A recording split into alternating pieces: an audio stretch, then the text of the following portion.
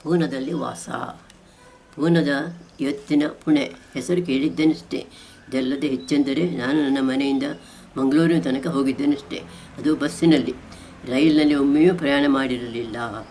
ಆಗಿನ ಕಾಲದಲ್ಲಿ ಪೂನಾಕ್ಕೆ ಮಂಗಳೂರಿನಿಂದ ರೈಲು ಇರಲಿಲ್ಲ. ಬಸ್ಸಿನಲ್ಲಿ ಕಡೂರಿನ ಹತ್ತಿರದ ಬೀರೂರಿಗೆ ಹೋಗಿ ಅಲ್ಲಿಂದ ಪೂನಾಕ್ಕೆ ರೈಲಿನಲ್ಲಿ ಪ್ರಯಾಣ ಮಾಡಬೇಕಾಗಿತ್ತು. ಹೀಗೆ ನಾನು ಮೊದಲ ಸಲ ನನ್ನ ಪತಿಯ ಜೊತೆ ಪೂನಾಕ್ಕೆ ಹೋದೆ. ನನ್ನ ಪತಿ ಕೆಲಸದಲ್ಲಿದ್ದ ಡೆಕ್ಕನ್ ಕಾಲೇಜಿನ ಕ್ವಾರ್ಟರ್ಸ್ನಲ್ಲಿ ಆಗ ನಮಗೆ ಮನೆ ಕೊಟ್ಟಿರಲಿಲ್ಲ. ಹಾಗಾಗಿ ನಾವು ಕೆಲವು ಸಮಯ ನನ್ನ ಪತಿಯ ಗೆಳೆಯರಾದ MA ಭಟ್ರ ಮನೆಯಲ್ಲಿ ಇದ್ದೆವು. ಆ ಗೆಳೆಯರು ಉಡುಪಿಯ ಅವರ ಮನೆಗೆ ಊರಿಗೆ ಸ್ವಲ್ಪ ಸಮಯದ ರಜೆಯಲ್ಲಿ ಹೋಗಿದ್ದುದರಿಂದ ಅವರ ಮನೆ ಖಾಲಿ ಇತ್ತು. ನಮ್ಮದೇ ಕ್ವಾರ್ಟರ್ಸ್ ಸಿಕ್ಕಿದ ಬಳಿಕ ನಾವು ನಮ್ಮ ಮನೆಗೆ ಹೋದೆವು. ಆ ಮನೆ ಇದ್ದ ಕಟ್ಟಡದಲ್ಲಿ ಇನ್ನೊಂದು ಮನೆಯೂ ಇತ್ತು. ಅದರಲ್ಲಿ ಪ್ರೊಫೆಸರ್ ಆಪ್ಟೈಮ್ ಮತ್ತು ಅವರ ಹೆಂಡತಿ ಇದ್ದರು. ಕೆಲವು ತಿಂಗಳ ಬಳಿಕ ಅವರು ಮನೆ ಖಾಲಿ ಮಾಡಿ ಮುಂಬೈಗೆ ಹೋದರು. ಆಮೇಲೆ ಮನೆಗೆ ನನ್ನ ಪತಿಯ ಗೆಳೆಯರಾದ ಬೆಂಗಳೂರಿನ ಡಾಕ್ಟರ್ ಬಿಳಿಗಿಯವರು, ಅವರ ಮಡದಿ ಲಕ್ಷ್ಮಿ ಮತ್ತು ಮಗಳು ಜಯಂತಿ ಇರಲು ಬಂದರು. ನನಗೆ ನಮ್ಮ ಮನೆಯ ಪಕ್ಕದಲ್ಲಿ ಕನ್ನಡ ಮಾತನಾಡುವವರು ಸಿಕ್ಕಿದ್ದು ತುಂಬ ಸಂತೋಷವಾಯಿತು. ಡಾಕ್ಟರ್ ಬಿಳಿಗಿಯವರು ಡೆಕ್ಕನ್ ಕಾಲೇಜಿನಲ್ಲಿ ರೀಡರ್ ಕೆಲಸದಲ್ಲಿದ್ದರು. ನನ್ನ ಪತಿಯ ಆಫೀಸು ಬೆಳಿಗ್ಗೆ 10:30ರಿಂದ ಸಂಜೆ 5 ತನಕ ಇತ್ತು. ಮಧ್ಯಾಹ್ನ 1 ಗಂಟೆಯಿಂದ 2 ಗಂಟೆ ತನಕ ಊಟದ ಸಮಯವಿತ್ತು.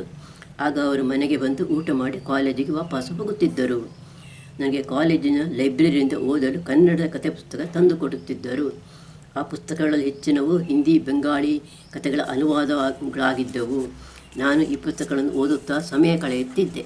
ಹೈದರಾಬಾದಿನ ಶಿಬಿರದಲ್ಲಿ ಆ ವರ್ಷ ಏಪ್ರಿಲ್-ಮೇ ತಿಂಗಳಲ್ಲಿ ಹೈದರಾಬಾದ್ನಲ್ಲಿ ಸಮ್ಮರ್ ಸ್ಕೂಲು ಎಂಬ ಶಿಬಿರ ಇತ್ತು. ನಾನು ನನ್ನ ಪತಿಯ ಜೊತೆ ಆಗ ಹೈದರಾಬಾದಿಗೆ ಹೋಗಿದ್ದೆ. ಬಿಳಿಗಿರಿ, ಅವರ ಮಡದಿ ಲಕ್ಷ್ಮಿ ಮತ್ತು ಅವರ ಮಗಳು ಜಯಂತಿಯು ಅಲ್ಲಿಗೆ ಬಂದಿದ್ದರು. ಅಲ್ಲಿ ಉಸ್ಮಾನಿಯಾ ಯೂನಿವರ್ಸಿಟಿಯಲ್ಲಿ ಆ ಬೇಸಿಗೆ ಶಿಬಿರ ಇತ್ತು. ನಮಗೆ ಇರಲು ಕಾಲೇಜು ಹಾಸ್ಟೆಲ್ನಲ್ಲಿ ಕೋಣೆ ಕೊಟ್ಟಿದ್ದರು. ಅಲ್ಲಿದ್ದಾಗ ನಾವು ಒಂದು ದಿನ ಪೇಟೆಗೆ ಹೋಗಲು ಬಸ್ ಸ್ಟಾಪಿನಲ್ಲಿ ಬಸ್ಸಿಗಾಗಿ ಕಾಯುತ್ತಿದ್ದಾಗ ಒಬ್ಬ ಹೆಂಗಸು ನನ್ನನ್ನು ನೋಡಿ, ನೀವು ಹವ್ಯಕದವರಾ ಎಂದು ಕೇಳಿದರು. ಹೌದು, ನಿಮಗೆ ಹೇಗೆ ತಿಳಿಯಿತು ಎಂದು ನಾನು ಕೇಳಿದೆ. ನಿಮ್ಮ ಕುತ್ತಿಗೆಯಲ್ಲಿ ಕೆಂಪು ದಾರವನ್ನು ನೋಡಿ ಹೇಳಿದೆ ಎಂದರು. ಆಗಿನ ಕಾಲದಲ್ಲಿ ಮದುವೆಗೆ ಹುಡುಗಿಗೆ ನಮ್ಮಲ್ಲಿ ಗಂಡು ಕೆಂಪು ಬಟ್ಟೆ ನೂಲಿನಲ್ಲಿ ತಾಲಿ ಇಟ್ಟು ಕಟ್ಟುತ್ತಿದ್ದರು. ಈಗ ಚಿನ್ನದ ಸರದಲ್ಲಿ ತಾಲಿ ಇರುತ್ತದೆ. ನನಗೆ ಕಟ್ಟಿದ ತಾಲಿಯಲ್ಲಿ ಚಿನ್ನದ ಸವರನ್ ಇತ್ತು. ಹೀಗೆ ಬಸ್ ಸ್ಟ್ಯಾಂಡ್ನಲ್ಲಿ ಮಾತನಾಡಿಸಿದವರು ನಮ್ಮನ್ನು ಒಂದು ಭಾನುವಾರದ ದಿವಸ ಅವರ ಮನೆಗೆ ಊಟಕ್ಕೆ ಕರೆದಿದ್ದರು. ನಾನು ನನ್ನ ಪತಿಯ ಜೊತೆ ಅವರ ಮನೆಯಲ್ಲಿ ಊಟ ಮಾಡಿ ಹಾಸ್ಟೆಲಿಗೆ ಬಂದಿದ್ದೆ. ಅಲ್ಲಿನ ಹಾಸ್ಟೆಲ್ ಊಟ ತುಂಬ ಖಾರವಾಗಿರುತ್ತಿತ್ತು. ನಾವು ಊಟಕ್ಕೆ ಹೋಗುವಾಗೆಲ್ಲ ಸ್ವಲ್ಪ ಸಕ್ಕರೆ ತೆಗೆದುಕೊಂಡು ಹೋಗುತ್ತಿದ್ದೆವು. ಸಾಂಬಾರು ಊಟ ಮಾಡುವಾಗ ಅದಕ್ಕೆ ಸಕ್ಕರೆ ಸೇರಿಸಿ ಊಟ ಮಾಡುತ್ತಿದ್ದೆವು. ಹಾಸ್ಟೆಲಿನ ಮೆಸ್ ಹಾಸ್ಟೆಲಿನಿಂದ 1 ಕಿಲೋಮೀಟರ್ ದೂರದಲ್ಲಿತ್ತು. ಬೆಳಿಗ್ಗಿನ ತಿಂಡಿ, ಮಧ್ಯಾಹ್ನದ ಊಟ ಮತ್ತು ರಾತ್ರಿಯ ಊಟಕ್ಕೆ ನಮಗೆ 1 ಕಿಲೋಮೀಟರ್ ದೂರ ಹೋಗಬೇಕಾಗುತ್ತಿತ್ತು. ನಮ್ಮ ಮತ್ತು ಬಿಳಿಗಿರಿಯವರ ಕೋಣೆಗಳು ಎದುರು ಬದಿಯಲ್ಲಿ ಇತ್ತು. ಹಾಗಾಗಿ ನಾವು ಮೆಸ್ಸಿಗೆ ಒಟ್ಟಿಗೆ ಹೋಗುತ್ತಿದ್ದೆವು. ಉಸ್ಮಾನಿಯಾ ಯೂನಿವರ್ಸಿಟಿಯಲ್ಲಿ ಕನ್ನಡ ಮಾತನಾಡುವವರು ಕೆಲವರು ಇದ್ದರು. ಅವರಲ್ಲಿ ಒಬ್ಬರು ಪ್ರೊಫೆಸರ್ ಅನಂತ ನಾರಾಯಣ ಮತ್ತು ಪ್ರೊಫೆಸರ್ ರಾಮಚಂದ್ರ ರಾವ್. ಅವರು ಒಮ್ಮೆ ನಮ್ಮನ್ನು ಅವರ ಮನೆಗೆ ಊಟಕ್ಕೆ ಕರೆದಿದ್ದರು. ರಜೆಯ ದಿವಸ ಇಬ್ಬರ ಮನೆಗೂ ಊಟಕ್ಕೆ ಹೋಗಿ ಬಂದಿದ್ದೆವು. ಕೆಲವೊಮ್ಮೆ ನಾನು ನನ್ನ ಪತಿಯ ಜೊತೆ ಅಲ್ಲಿನ ಪ್ರವಾಸಿ ತಾಣಗಳಿಗೆ, ಅಂದರೆ ಚಾರ್ಮಿನಾರು, ಗೋಲ್ಕೊಂಡ ಮೊದಲಾದ ಕಡೆಗಳಿಗೆ ಹೋಗಿ ಬಂದಿದ್ದೆ. ನಾವಿದ್ದದ್ದು ಸಿಕಂದರಾಬಾದಿನಲ್ಲಿ. ಒಂದು ಮಧ್ಯಾಹ್ನ ನಾನು ನನ್ನ ಪತಿಯ ಜೊತೆ ಉಸ್ಮಾನಿಯಾ ಯೂನಿವರ್ಸಿಟಿಗೂ ಹೋಗಿದ್ದೆ. ಅಲ್ಲಿ ಕಲಿಯುತ್ತಿದ್ದ ಹುಡುಗಿಯರನ್ನು ಕಂಡು ಇಂಗ್ಲೀಷ್ನಲ್ಲಿ ಅವರೊಡನೆ ಮಾತನಾಡಿ ಬಂದಿದ್ದೆ. ಪೂನಾದಿಂದ ಶಿಬಿರಕ್ಕೆ 40 ದಿವಸಕ್ಕೆ ಹೋದವರು ಅಲ್ಲಿ ಆ ದಿನಗಳನ್ನು ಆನಂದದಿಂದ ಕಳೆದು ಯಾವ ತೊಂದರೆಯೂ ಇಲ್ಲದೆ ನಾವು ಪೂನಾಕ್ಕೆ ಹಿಂದಿರುಗಿ ಬಂದಿದ್ದೆವು. ನಾನು ಹೈದರಾಬಾದಿಗೆ ಹೋಗಿ ಬಂದ ಸುದ್ದಿಯನ್ನು ನನ್ನ ತಾಯಿಗೆ, ತಮ್ಮ ಜಯರಾಮನಿಗೆ ಮತ್ತು ನಿರ್ತಾಲಿನಲ್ಲಿರುವ ನನ್ನ ಅತ್ತೆಗೂ ಬರೆದು ತಿಳಿಸಿದ್ದೆ. ಮಾವನವರು ಆಗಾಗ ನನ್ನ ಪತಿಗೆ ಕಾಗದ ಬರೆದು ಅಲ್ಲಿನ ಸುದ್ದಿಯನ್ನು ತಿಳಿಸುತ್ತಿದ್ದರು. ನನ್ನ ಮೊದಲನೇ ಹೆರಿಗೆ. ನಾನು ಬಸಿರಾಗಿ ನನಗೆ 7 ತಿಂಗಳಾದ ತನಕ ನಾನು ನನ್ನ ಪತಿಯ ಜೊತೆ ಪುತ್ತೂರಲ್ಲಿರೋ ಕೊಂಬೆಟ್ಟು ನನ್ನ ತವರು ಮನೆಗೆ ಬಂದೆ. ಒಂದು ದಿವಸ ಅಲ್ಲಿ ಉಳಿದು ಆಮೇಲೆ ನೀರ್ಚಾಲಿಗೆ ಹೋದೆವು. ನನ್ನ ಪತಿ ಅಲ್ಲಿಂದ ಪುಣೆಗೆ ಹೋದರು. ಆಗಿನ ಆ ಕಾಲದಲ್ಲಿ ಮಂಗಳೂರಿನಿಂದ ನೇರವಾಗಿ ಬಸ್ಸು ಇಲ್ಲವೇ ರೈಲು ಸಂಪರ್ಕ ಪೂನಾಕ್ಕೆ ಇರಲಿಲ್ಲ.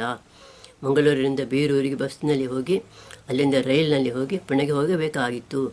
ಈಗ ಮಂಗಳೂರಿನಿಂದ ಮುಂಬೈ ತನಕ ರೈಲು ಇಲ್ಲ, ಬಸ್ಸು ಸರ್ವಿಸ್ ಇದೆ. ಬಸ್ಸಿನಲ್ಲಿ ನನಗೆ 8 ತಿಂಗಳಾಗುವಾಗ ನನ್ನ ಮಾವನ ಜೊತೆ ಪುತ್ತೂರಿಗೆ ಹೋದೆ.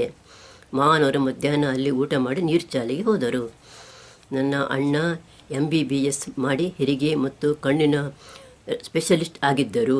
ಆದ್ದರಿಂದ ಅವರು ನನ್ನ ಪರೀಕ್ಷೆ ಮಾಡಿ ನಿನ್ನ ಆರೋಗ್ಯ ಚೆನ್ನಾಗಿದೆ, ಹೆರಿಗೆ ಇನ್ನು 1 ತಿಂಗಳಿನಲ್ಲಿ ಆಗಬಹುದು ಎಂದು ಹೇಳಿದರು. ಈಗಿನ ಕಾಲದ ಹಾಗೆ ಆಗ ಹೆರಿಗೆಗೆ ಯಾರೂ ಆಸ್ಪತ್ರೆಗೆ ಹೋಗುತ್ತಿರಲಿಲ್ಲ. ಮನೆಯಲ್ಲಿ ನನ್ನ ಅಣ್ಣ ಇರುವುದರಿಂದ ನಾನು ನೆಮ್ಮದಿಯಿಂದಿದ್ದೆ. ನನಗೆ ಒಂದು ರಾತ್ರಿ ಹೊಟ್ಟೆ ನೋವು ಶುರುವಾಯಿತು. ಆಗ ರಾತ್ರಿ 10 ಗಂಟೆ ಆಗಿತ್ತು. ನನ್ನ ತಾಯಿಗೆ ತಿಳಿಸಿದೆ. ಅವರು ನನ್ನ ಅಣ್ಣನಿಗೆ ಸುದ್ದಿ ತಿಳಿಸಿದರು. ಇದು ಹೆರಿಗೆ ಆಗುವ ಸೂಚನೆ ಎಂದು ತಿಳಿಸಿದರು. ಆಗ ನನಗೆ 8.5 ತಿಂಗಳಾಗಿತ್ತಷ್ಟೇ. ಸಾಮಾನ್ಯವಾಗಿ ಹೆರಿಗೆ ಎಂದರೆ 9 ತಿಂಗಳು ಪೂರ್ತಿ ಆಗಬೇಕಿತ್ತು. ಮಧ್ಯರಾತ್ರಿ 2:30 ಗಂಟೆಗೆ ನನ್ನ ಹೆರಿಗೆ ಆಯಿತು. ನನಗೆ ಸಹಾಯಕ್ಕೆ ನನ್ನ ಅಣ್ಣ ಮತ್ತು ತಾಯಿ ಇದ್ದರು. ಮೊದಲು ಹೆರಿಗೆ ಆಗಿದ್ದರಿಂದ ಹೆದರಿಕೆಯಿಂದ ನೋವಿನಲ್ಲಿ ಜೋರಾಗಿ ಅಳುತ್ತಿದ್ದೆ. ನನ್ನ ಅಣ್ಣ ಸಮಾಧಾನ ಹೇಳುತ್ತಿದ್ದರು. ಯಾವ ತೊಂದರೆ ಇಲ್ಲದೆ ನನ್ನ ಹೆರಿಗೆ ಆಯಿತು. 1964ನೇ ಫೆಬ್ರವರಿ 26ನೇ ತಾರೀಕಿಗೆ ನಮ್ಮ ಮೊದಲ ಮಗು ಹುಟ್ಟಿತು. ಅದು ಗಂಡು ಮಗುವಾಗಿತ್ತು. ಅವನಿಗೆ ಅವನ ಅಜ್ಜ, ಅಂದರೆ ನನ್ನ ಪತಿಯ ತಂದೆ ಹೆಸರು ನಾರಾಯಣ ಎಂದು ಹೆಸರಿಟ್ಟಿದ್ದರು. 11ನೇ ದಿವಸ ಶುದ್ಧ ಮಾಡೋ ಕಾರ್ಯಕ್ರಮ ಇತ್ತು. ನನ್ನ ಪತಿ ಪುಣೆಯಿಂದ ಬಂದಿದ್ದರು. ನೀರ್ಚಾಲಿಂದ ಅತ್ತೆ ಮಾವ ಬಂದಿದ್ದರು. ಅದೇ ದಿವಸ ಮಗುವಿಗೆ ಕಿವಿ ಚುಚ್ಚಿ ಚಿನ್ನದ ಕುಂಡಲ ನನ್ನ ತಂದೆ ಹಾಕಿಸಿದ್ದರು. ನನ್ನ ಹೆರಿಗೆಯಾಗಿ 50 ದಿವಸದ ನಂತರ ನೀರ್ಚಾಲಿನಿಂದ ನನ್ನ ಮಾವ ನನ್ನನ್ನು ಕರೆದುಕೊಂಡು ಹೋಗಲು ಪುತ್ತೂರಿಗೆ ಬಂದಿದ್ದರು. ನನ್ನ ತಂದೆಯವರು ಮಗುವಿಗೆ ಚಿನ್ನದ ಅಡ್ಡಿಗೆ ಚೈನು ಕೊಟ್ಟಿದ್ದರು. ನಾನು, ನನ್ನ ತಾಯಿ, ಮಗು ಮತ್ತು ಮಾವನ ಜೊತೆಗೆ ಬಸ್ಸಿನಲ್ಲಿ ನೀರ್ಚಾಲಿಗೆ ಹೋದೆವು. ಪುಣೆಯಿಂದ ನನ್ನ ಪತಿ ಬಂದ ನಂತರ ನಾನು ಮಗುವಿನ ಜೊತೆ ಪುಣೆಗೆ ಹೋದೆ. ನನ್ನ ತಾಯಿ ನನ್ನನ್ನು ಕಳಿಸಿಕೊಳ್ಳಲು ಮಂಗಳೂರು ತನಕ ಬಂದಿದ್ದರು.